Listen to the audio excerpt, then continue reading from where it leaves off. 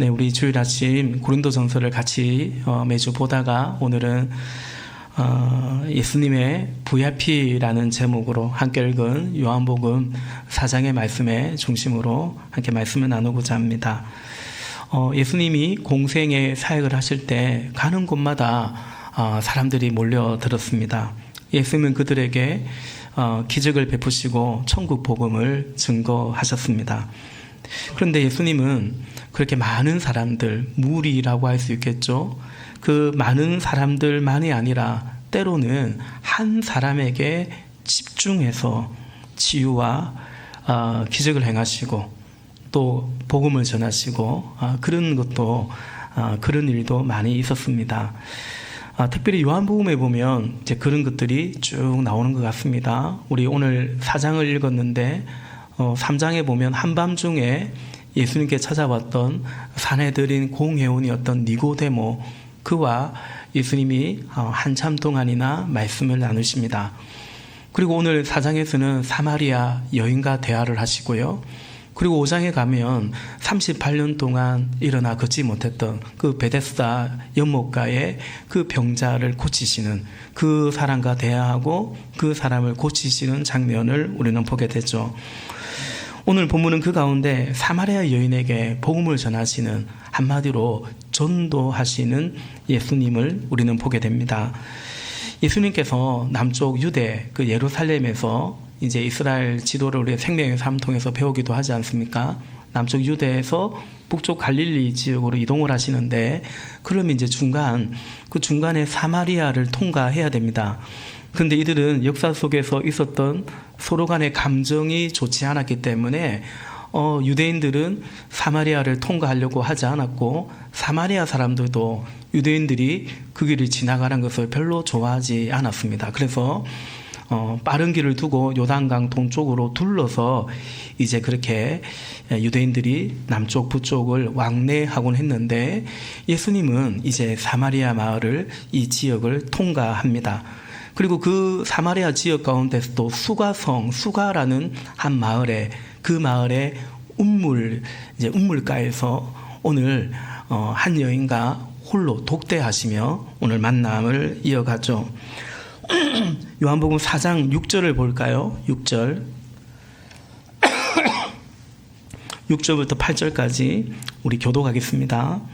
야곱의 운물이 거기에 있었다. 예수께서 길을 가시다가 피로하셔서 운물가에 앉으셨다. 때는 오정쯤이었다. 한 사마리아 여자가 물을 기르러 나왔다. 예수께서 그 여자에게 마실 물을 좀 달라고 말씀하셨다. 함께 봅니다. 제자들은 먹을 것을 사러 동네에 들어가서 그 자리에 없었다. 아멘. 예수님은 이 여인에게 우연같이 보이지만 복음을 전하시고자 작정하시고 그리고 만나셨습니다. 오늘 말씀의 제목이 예수님의 VIP인데요. 예수님은 이 여인을 VIP로 작정하고 품으시고 그리고 이제 그녀를 만나고 전도하시는 겁니다. 그런데 유대 남자인 예수님과 여기 사마리아 여인의 이 만남은 그 자체로 매우 이례적이고 특별했습니다.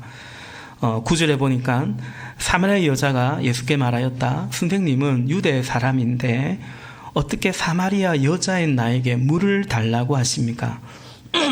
유대 사람은 사마리아 사람과 상종하지 않기 때문이다. 이 가로 속에 요한이 설명도 곁들여주고 있습니다.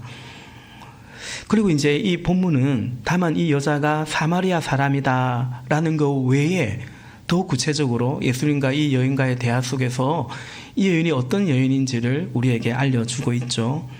첫 번째, 이 여인은 지금 남편과 남자와 살고 있는데, 지금 살고 있는 남자가 남편이라고 할까요? 6번째 남자였습니다. 우리 16절 볼까요? 16절 16절부터 18절까지. 사실 오늘 이 요한복음 4장의 이 이야기는 신앙생활 좀 하신 분들은 그럭저럭 익히 잘 아는 이야기가 아닐까 싶습니다.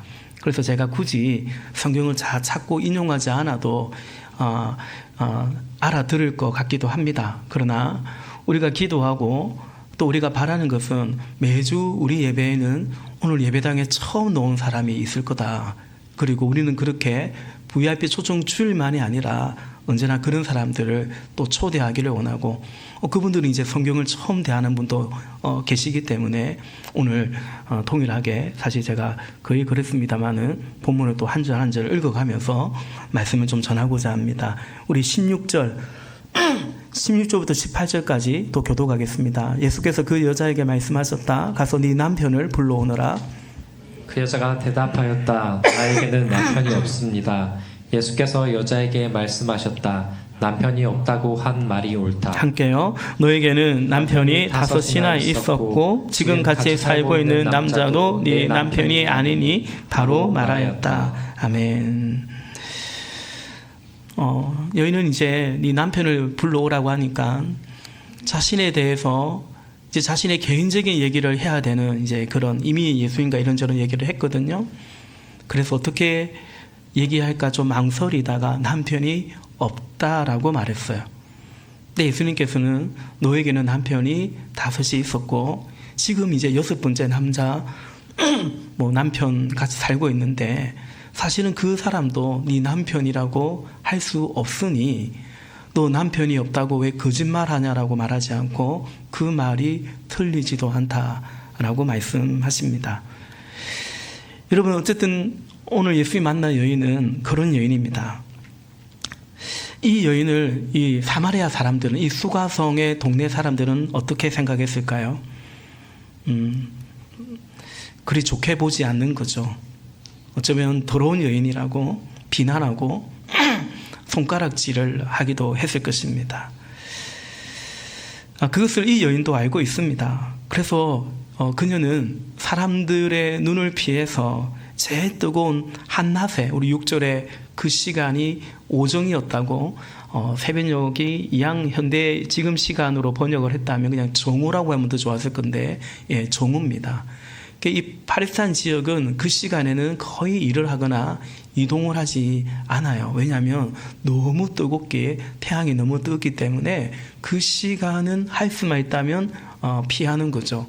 사람들이 다니지 않습니다.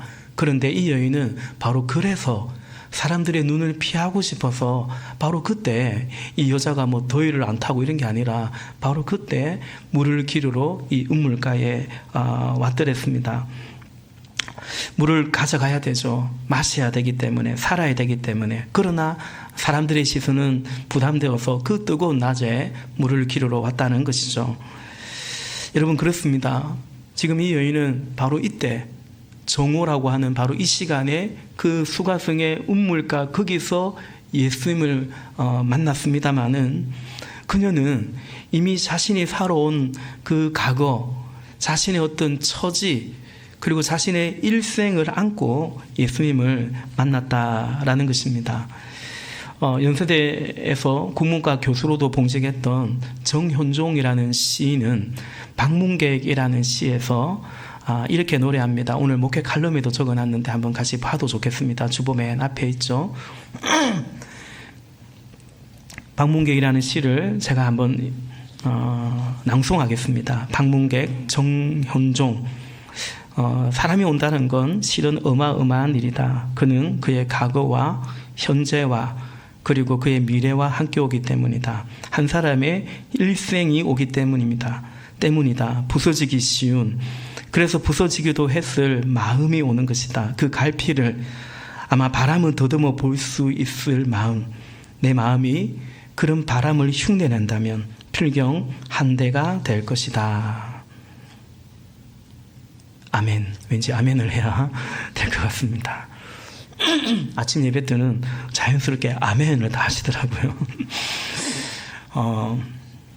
사실 우리 교회에서 제가 한두 번 인용하기도 했고 또 무엇보다 우리 새가족팀을 교육할 때 자주 또 인용했던 시이기도 합니다. 제가 이 시를 언제 처음 읽었냐면 어느 교회 새가족부실에서 이 시가 액자에 걸려있는 것을 읽었습니다. 너무 와닿더라고요. 그리고 찾아보니 이 정현종이라는 분이 지은 시구나라고 알게 되었습니다. 사람이 온다라는 것은 그렇습니다.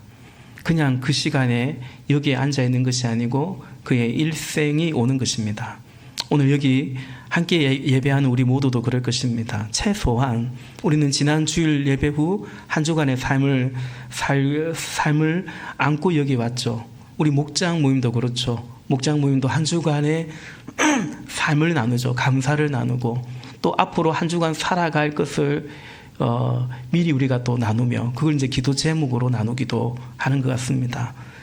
감사가 있을 것이고 또 이런저런 어려움들, 아픔들, 그래서 그 안에서 우리가 위로를 서로 주고받기도 합니다. 또 이제 우리가 한 주의 시작은 이렇게 주일이지만 어쨌든 또 내일부터 세상 속에 살아갈 우리가 주일날 예배를 드린다는 것은 한편으로는 한 주간 앞으로 살아갈 삶의 무게를 우리가 또 지니고 예배하고 있는 것입니다. 그러므로 여러분, 우리는 그런 사람들끼리 만난 것입니다. 다만 우리 안에 예수님이 계시고 웬 은혜인지 우리는 그 사랑을 알기 때문에 예수님이 길이 되고 답이 되고 해결이 되고 진리라는 것을 알기 때문에 우리는 함께 예수께로 나아가고 또 이 자리로 초대하고 함께 우리가 서로 삶을 나누며 또 기도하는 것입니다. 그럼 여러분, 그렇게 예수님께로 오는 사람들의 삶은 어떠했을까? 오늘 이 여인의 삶은 어떠했습니까? 그녀는 참 가련한 인생이죠. 자기 삶에 만족이 없었을 것입니다. 참 이건 아닌 것 같은데, 사는 게 이건 아닌데 아마 그랬을 것 같습니다. 그러나 살았죠. 또 살아야만 했고요. 그래서 지금도 여기 운물에 물을 길러 온 것입니다. 여인이 물을 길러 가봤자 얼마나 물을 길러 가겠습니까? 그러나 그 물이라도 길러야 되기 때문에, 살아야 되기 때문에 지금 여기에 와 있는 것입니다.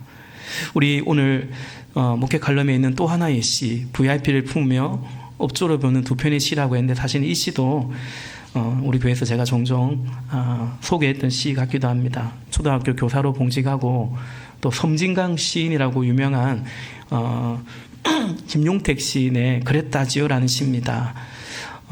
동일하게 낭송해 보겠습니다. 그랬다지요, 김용택. 이게 아닌데 사는 게 이게 아닌데 이러는 동안 어느새 봄이 와서 꽃은 피어나고 이게 아닌데 그러는 동안 봄이 가며 꽃이 집니다. 그러면서 사람들은 살았다지요, 그랬다지요. 아멘. 네. 여러분, 이렇게 살았다지요, 그랬다지요. 그렇게 살아가는 사람들이 많습니다. 원래는 이게 아닌데 사는 게 이게 아닌데가 아니라 그래, 이게 사는 거지. 그래, 이 맛이지. 우리는 그렇게 살아가고 싶고 그렇게 살면 좋겠는데 그리 살아가기도 하지만 그러나 어쩌면 훨씬 많은 사람들은 꼭 이게 아닌데 그러면서 사람들은 살아가는 것 같습니다. 김용택 시인은 그런 사람들, 그런 인생에 대한 애정을 가지고 지금 노래하고 있습니다. 왜냐하면 살면서 누구라도 경험하고 생각하고 또 느끼는 감정이 아닐까 싶습니다.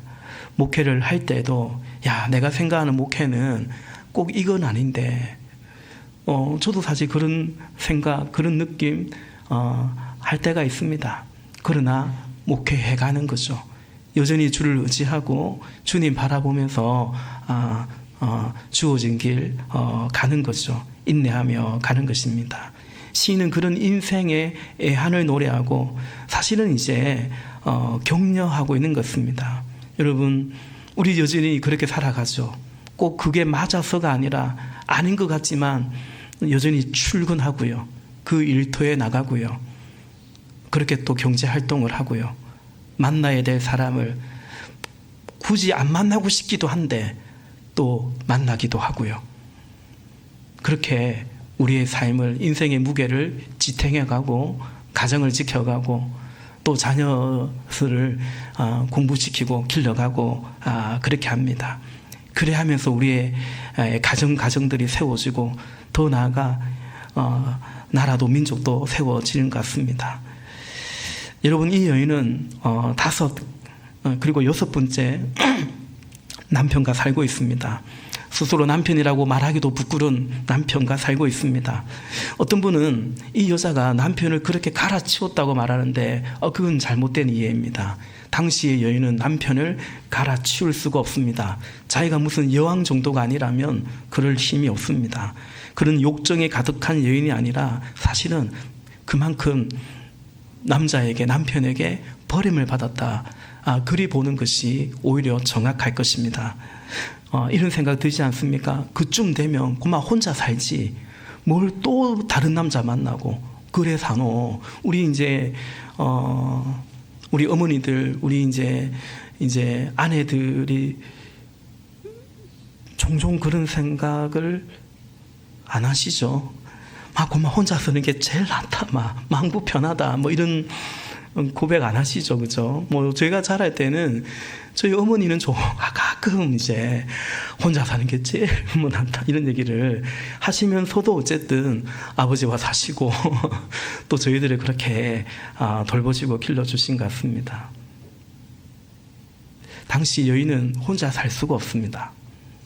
당시의 가부, 남편이 죽었거나 어쨌든 홀로 된 여인은 고아와 마찬가지였습니다. 그래서 성경에 과부는 고아와 같이 짝을 이루어서 많이 표현될 때가 많습니다. 그러니까 나그네, 가부, 고아는 절대적인 사회적 약자라는 의미에서 같은 결을 같이 했던 거죠.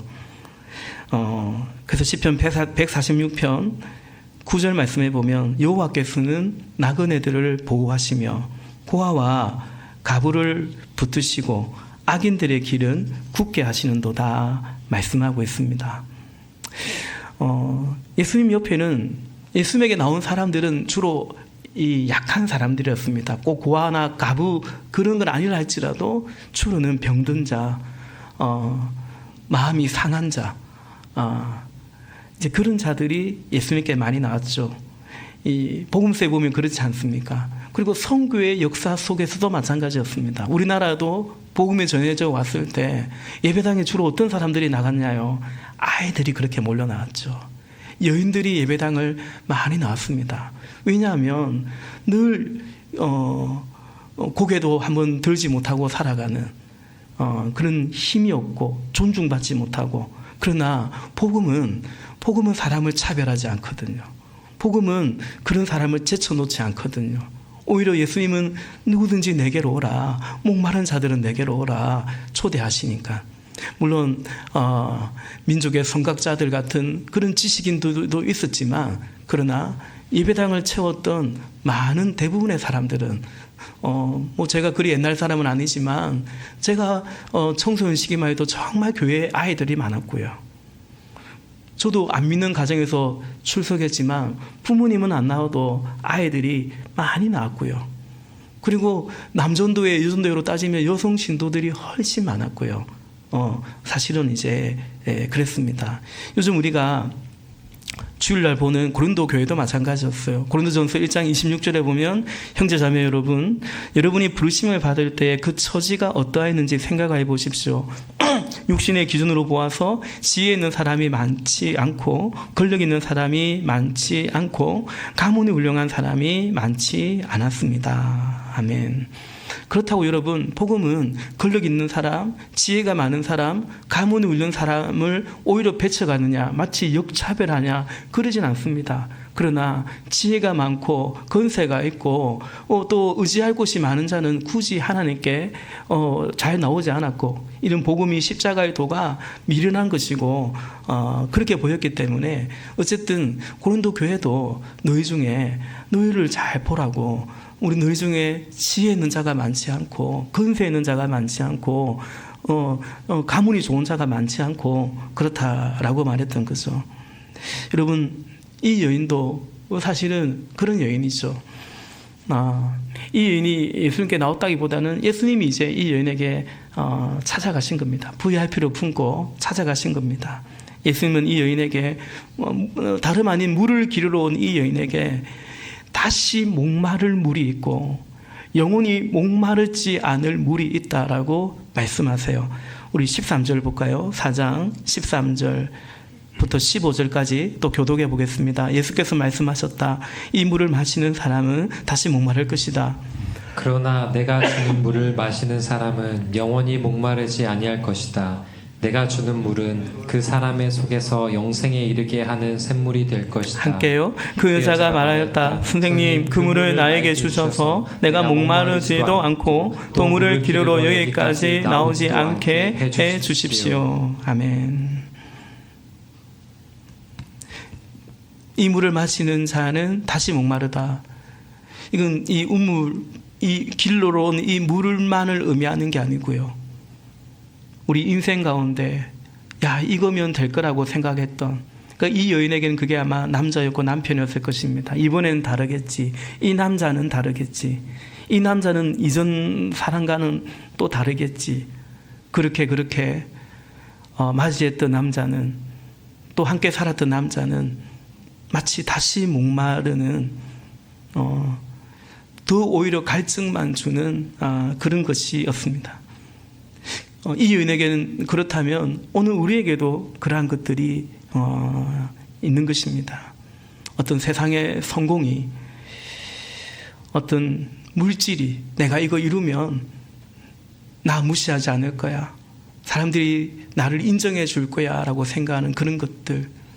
또 어떤 로맨스 같은 것이 그런 연애와 사랑이 나의 이런 외로움을 고독함을 채워줄 거라고 결혼이 또 그럴 거라고 생각할 수 있겠지만 우리 또한 그런 다시 목마를 물을 찾아서 방황하고 또 그렇게 세월들을 보내고 있고 그것이 이 세상의 모습이기도 합니다. 예수님은 이 여인에게 영생에 이르는 샘물에 대해서 알려주십니다. 그 생명수, 그 생명의 강이 바로 오늘 예수님 당신인 것을 친히 밝히 전가하시는 것입니다. 그런데 여러분, 오늘 본문에 보면 예수님과 이 여인이 대화를 하는데 예수님이 먼저 이 여인에게 말을 걸기도 하고 물어보는 것도 있고 그런가 하면 이 여인이 예수님을 향해서 또 질문하는 것도 있고 그렇습니다.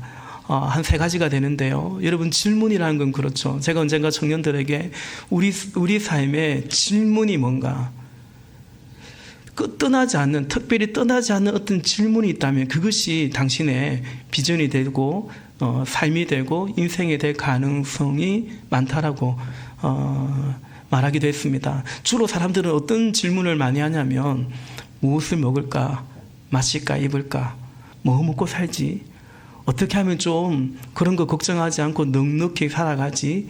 주로는 그 질문을 많이 하죠. 뭐가 돈이 되냐. 그래서 이제 그 질문에 답을 찾아가면서 많은 사람들은 그 인생을 찾아가는 것 같습니다. 그러니까 질문이라는 것은 곧 그의 관심이죠. 그리고 그가 갈망하는 것이라고도 볼 수 있습니다. 오늘 본문에 보면 예수님이 이 여인이 예수님께 몇 가지 질문하는데 첫 번째는 아까 우리가 보았던 것처럼 9절에 어째서 당신은 유대 남자인데 나에게 물을 달라고 하냐. 다시 말해서 말을 걸어오냐라는 거죠. 상종하냐라는 것입니다. 여러분, 예수님은 이 여인에게 어찌 보면 도움을 청했습니다. 나도 물을 마시고 싶은데 나는 물을 뜰 그릇도 없고 도래박도 없고 그러니 당신이 그 물동이 있으니까 그걸로 물 기르러 왔는데 나 좀 물 좀 길러주면 안 되겠냐라는 거죠. 여러분, 이것이 이 여인에게는 작은 충격, 또 좋게 말하면 잔잔한 어떤 위로나 감동이 되지 않았을까 묵상해 봅니다. 이 여인은 주로 사람들이 손가락질했거든요. 비난했거든요. 그래서 내가 뭐 세상에 필요하냐, 누가 나에게 뭘 요청하냐. 근데 예수님께서는 이 여인에게 물을 좀 달라고 요청하죠. 다시 말해 당신은 필요한 사람이라고. 우리가 찬양하고 축복하는 것처럼 당신은 사랑받기에 태어난 사람이고 하나님은 당신을 사랑하고 당신을 향한 놀라운 계획을 가지고 있다고 직접 그렇게 말씀하지 않았지만 예수님의 그 말에는 아마도 그 예수님의 마음이 이 여인에게 전해지지 않았을까. 그리고 그 여인의 마음을 무는 것이 되지 않았을까 생각해 봅니다. 그게 접촉이죠. 우리가 영혼을 선교할 때 VIP와 접촉할 때 어떻게 접촉하느냐가 중요하죠. 꼭 그 사람이 우리의 도움을 필요로 한다고 당신은 그냥 가련한 그렇게 이 처지가 이런 처지니까 내가 뭘 좀 해줄까 뭘 좀 도와줄까 예수님은 그렇게 접근하지 않았어요. 오히려 당신 나에게 뭘 좀 줄 수 있냐고 오히려 그것이 그 사람을 존중하고 인정하는 것이었던 것 같아요. 두 번째, 이 여인이 예수님께 뭐에 관해서 질문하냐면 예배에 관해서 질문함을 보게 되죠. 우리 19절 볼까요? 19절입니다. 19절 20절 같이 봅니다. 시작. 여자가 말하였다. 선생님, 내가 보니 선생님은 예언자이십니다. 우리 조상은 이 산에서 예배를 드렸는데 선생님네 사람들은 예배 드려야 할 곳이 예루살렘에 있다고 합니다. 아멘. 이들이 이제 역사 속에서 이제 남북이 분단되고 그 가운데 아수르가 이제 북이스라엘을 침범하고 점령하고 아수르가 이주 정책을 피면서 혼합시켜버립니다. 그 민족을 말살하려고 했던 거죠. 그러니까 시간이 지나면서 그 혼혈 피가 섞인 정통 유대인이 아닌, 그래서 이제 유대 사람들은 이 북쪽 사마리아 사람들을 이제 그렇게 멸시했던 겁니다. 그래서 남쪽 예루살렘에 와서 이미 남과 북이 분단돼서부터 남쪽 예루살렘에서 예배를 할 수 없었고 이들은 그 그리심 산이라는 곳에서 예배를 했던 거죠. 지금 이 여인이 예배의 장소에 대해서 물어봅니다. 어쨌든 장소 이전에 이 여인이 어디에 관심이 있었냐면 예배에 관심이 있었어요. 다시 말해 영적인 것에 관심이 있었다는 것을, 갈망이 있었다라는 것을 우리는 알게 되죠. 이 여인은 참 가혹한 그런 삶 속에서 이 심령이 가난해지는, 그래서 영적인 것을 갈망하는 그런 은혜가 이 여인에게 주어졌던 것 같습니다. 사람들은 그렇게 보지 않죠. 그러나 예수님은 그것을 보았던 것이죠. 그리고 이 여인이 예수님께 뭘 물어보냐면 메시아에 대해서 물어봅니다. 25절 26절도 같이 보겠습니다. 여자가 예수께 말했다. 나는 그리스도라고 하는 메시아가 오실 것을 압니다. 그가 오시면 우리에게 모든 것을 알려주실 것입니다. 예수께서 말씀하셨다. 너에게 말하고 있는 내가 그다. 아멘. 메시아, 이 기름 부으심을 받으신 자, 이게 히브리어입니다. 메시아는 그걸 이제 그리스도로 하면, 헬라어로 하면 그리스도입니다. 근데 이제 헬라어로 그리스도라고 할 때는 히브리어로 메시아는 오실 메시아라냐면 여기서 이제 성경에서 그리스도라고 할 때는 바로 예수님이 그리스도라는 사실을, 예수는 그리스도, 예수는 하나님의 아들이라는 사실이 이미 고백 속에 담겨 있죠. 근데 이 여인은 예수님이 메시아라는 걸 모릅니다. 그러나 메시아가 온다는 것을 내가 들었고 나는 기다리고 있고 그가 오면 내 모든 것을 다 알고 내 모든 이런 사정을 다 품어주시고 해결해 주시고 그 구원자 메시아에 대해서 놀랍게도 사마리아 여인이 지금 그 질문을, 아무 유대인들도 예수님께 그 질문을 하지 않는 그때에 이 여인이 그 질문을 했더랬습니다. 여러분, 본문의 이 여인은 예수님을 처음에는 9절에 유대 선생으로 알았고, 그리고 19절에서는 자기 가정사를 다 아는 걸 봐서 예언자가 아닐까, 예언자로 고백했고, 그러나 예수님은 바로 예수님 당신이 메시아 그리스도라고 이 여인에게 친히 밝히시죠. 26절에 너하고 지금 말하고 있는 내가 바로 그다라고 말씀하십니다. 여러분, 영생에 이르신 샘물이신 메시아라는 것을 아직 그 누구에게도 밝히지 않았는데 사람들이 그토록 손가락질했던 이 여인에게, 더럽다고 말하는 이 여인에게 걸어가신 하나님의 아들이신 예수님은 내가 메시아다, 내가 그리스도라고 가장 먼저 친히 밝히셨던 것입니다. 여러분, 말씀을 준비하면서 그런 생각을 해봅니다. 오늘 우리는 어떤 VIP를 품을까? 과연 우리는 이런 여인을 VIP로 품으려고 할까라는 거죠. 사람들이 꺼리고 그리고 자신도 사람들에게 나서기도 주저하는, 그러나 예수님은 바로 그 여인을 오늘 VIP로 품으셨고 그리고 전도하셨습니다. 종종 말씀드리지만 우리 목장에 오면, 우리 교회에 오면 도움될 사람이 아니라 우리 목장을 필요로 하는 사람, 우리 교회를 필요로 하는 사람, 궁극적으로 예수 그리스도를, 복음을 필요로 하는 사람을 우리는 VIP로 품고 그들에게 다가가기를 원하는 것입니다. 두 번째, 오늘 본문 가운데 큰 두 번째는 예수님을 전하는 전도자, 이 사마리아 여인이 전도자가 됨을 보게 됩니다. 여인은 예수님을 만나고 나서, 예수님이 그리스도라는 사실을 이제 알게 되고 나서 물동이를 버려두고 동네로 들어가서 예수가 그리스도라는 사실을 전하죠. 오늘 본문 28절입니다. 다시 한번 볼까요? 28절, 그 여자는 물동이를 버려두고 동네로 들어가서 사람들에게 말하였다. 내가 한 일을 모두 알아맞히신 분이 계십니다. 와서 보십시오. 그분이 그리스도가 아닐까요? 아멘. 여러분, 누가 전도를 합니까? 이런 생각 들지 않습니까? 이런 여자가 전도를 하면, 사람들이 막 좋지 않게 보고 손가락질하는 이런 여자가 전도를 하면 전도가 되겠냐라는 것입니다. 전도가 되겠습니까? 전도가 되겠습니까? 전도가 됩니다. 30절, 사람들이 동네에서 나와서 예수께로 갔다라는 거죠. 전도는 나의 어떠함이 아니라, 전도는 나를 전하는 것이 아니라 내가 믿는 예수님을, 내가 만난 예수님을 전하는 것이기 때문에 그것이 바로 전도인 것입니다. 오늘 제가 청년 시절에도 그랬던 것 같습니다. 한국 교회 안에 사실은 엘리트주의 같은 건데, 그럴싸하게 선도에 서면, 고지에 이르면 이 세상에 영향력을 끼칠 수 있다라는 일종의 고지론, 저는 그냥 엘리트주의라고 봅니다. 그것이 한국 교회에 얼마나 많이, 특별히 젊은이들을 얼마나 그것이 젊은이들 안에 들어와서 그것을 오히려 복음과 멀어지게 했는지 모릅니다.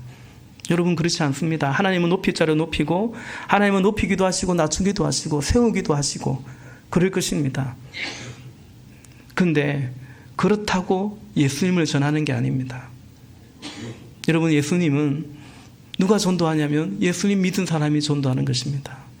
복음을 부끄러워하지 아니하고 그 복음을 자랑스럽게 여기며 복음의 능력을 믿는 자가 전도하는 것입니다. 예배도 마찬가지입니다. 헌금도 마찬가지입니다. 물질이 있는 자가 헌금하는 게 아닙니다. 물질이 있든 없든 간에 믿음이 있는 자가 헌금하는 것입니다. 예배하는 것입니다. 그러므로 여러분, 우리 안에 내가 좀 잘 돼야, 내가 좀 보란 듯이 뭐가 돼야 그러면 전도도 할 수 있지 않겠나. 내 삶이 뭔가 누가 봐도 저 사람은 복 받았다, 하나님이 함께 하신다, 그러면 내가 전도할 수 있지 않겠나. 그 생각을 우리는 지향해야 됩니다. 전도는 누가 합니까? 사마리아 여인이 전도했을 때 그 동네 사람들이 예수께로 나왔다.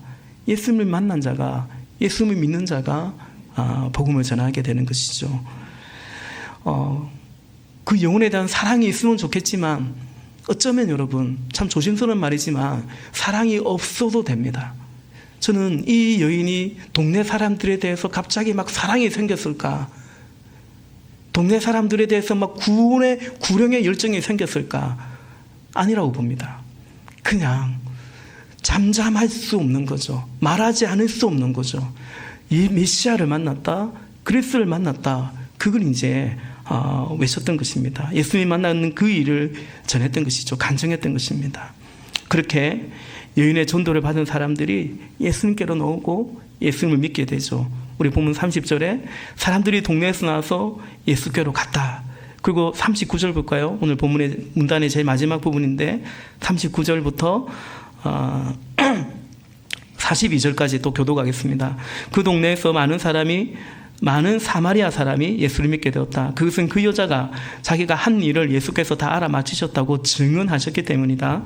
사마리아 사람들이 예수께 와서 자기들과 함께 머무시기를 청하므로 예수께서는 이틀 동안 거기에 머무르셨다. 그래서 더 많은 사람들이 예수의 말씀을 듣고서 믿게 되었다. 그들은 그 여자에게 말하였다. 우리가 믿는 것은 이제 당신의 말 때문만은 아니오. 우리가 그 말씀을 직접 들어보고 이분이 참으로 세상의 구주이심을 알았기 때문이오. 아멘. 이 마을의 전도는 이 여인의 전도로부터 시작되었고요. 그리고 이제 직접 예수님이 제자들과 함께 그 사마리아로 들어가서 또 말씀을 전했고, 그러니까 오늘날로 따지면 우리 중 누군가가 복음을 전하고 또 그리고 목장으로 연합교회로 초대를 하면 이제 목장에서 같이 또 섬기고 예수용조 모임도 같이 하고 생명의 삶도 같이 하면서 이제 이들이 그 사람들이 이 여인의 전도와 간증만이 아니라 이제 말씀을 통해서 또 더 예수님을 알게 되고 그런 일들이 일어났다라는 거죠. 마지막으로 오늘 본문 가운데 주시는 메시지 큰 세 번째, 그것은 우리 인생의 진정한 성공은 뭘까? 과연 인생의 열매 추수는 무엇일까? 그리고 그때는 언제일까? 라는 것입니다. 오늘 예수님은 세상이, 제자들에게 세상이 알지 못하는 그런 배부름이 있다, 만족이 있다, 양식이 있다라고 알려주시죠. 바로 그 길로 제자들을, 그리고 오늘 우리를 초청하시는 것입니다. 31절 말씀 보겠습니다. 31절 34절까지 동일하게 교독합니다. 그러는 동안에 제자들이 예수께 라삐님 잡수십시오 하고 권하였다. 그러나 예수께서는 그들에게 말씀하시기를 나에게는 너희가 알지 못하는 먹을 양식이 있다 하셨다. 그러니까 동네로 먹을 것을 사러 갔다가 사온 거예요. 그리고 이제 그것을 먹으라고 하는데 예수님은 나에게는 너희가 알지 못하는 양식이 있다고 하셨고, 33절 제자들은 누가 잡수실 것을 가져다 드렸을까 하고 서로 말하였다. 예수께서 그들에게 말씀하셨다. 나의 양식은 나를 보내신 분의 뜻을 행하고 그분의 일을 이루는 것이다. 아멘. 나의 양식은 너희가 알지 못하는 양식인데 그건 뭐냐? 나를 보내신 분의 뜻을 행하고 그의 일을 하는, 그분의 일을 이루는 것이다 라는 거죠. 이것이 세상이 알지 못하는 양식이고, 그리고 세상이 줄 수 없는 배부름이요 만족이라고 제자들을 바로 거기에 초대하시는 것입니다. 또한 예수님은 우리를 수고하는 인생에서 더 나아가 거두는 인생으로 우리를 또한 부르십니다. 37절 38절 같이 있습니다. 37절 그러므로 한 사람은 심고 한 사람은 거둔다는 말이 옳다.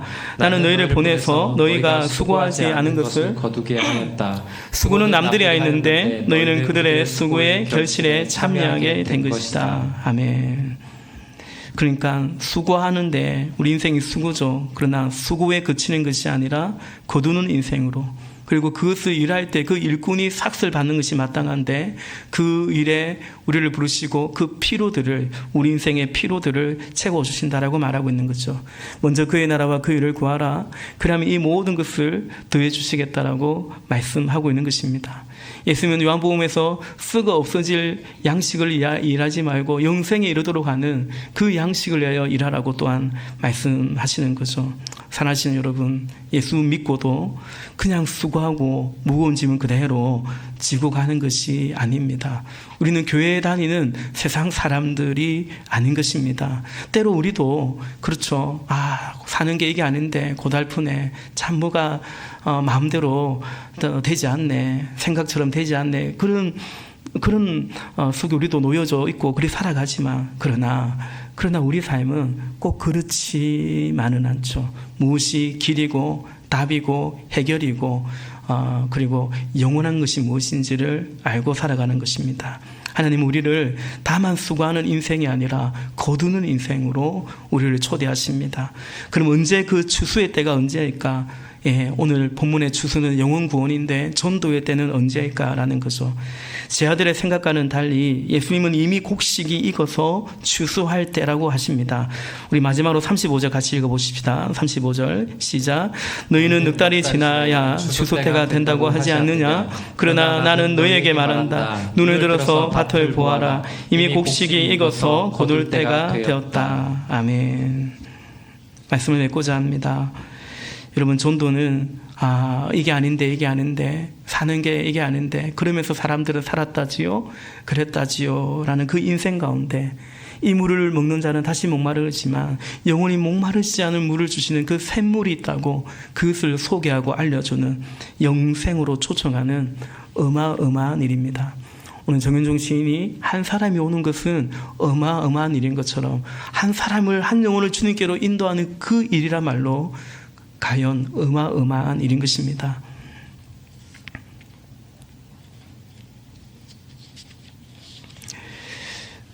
오늘 여인은 물동이를 버려두고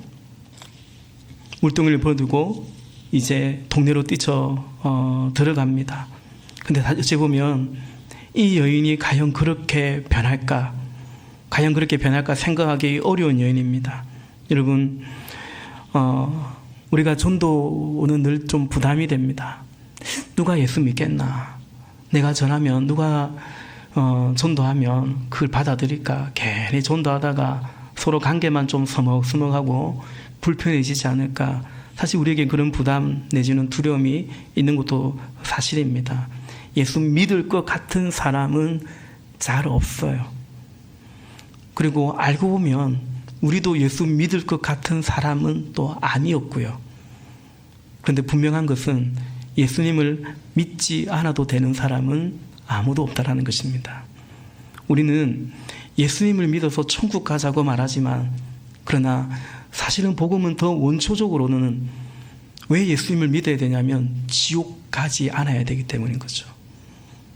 영원한 생명만 있는 게 아니고 영원한 형벌이 있기 때문에 우리는 이 복음 전도의 시급성과 거룩한 부담감 속에 우리는 살아가는 것입니다.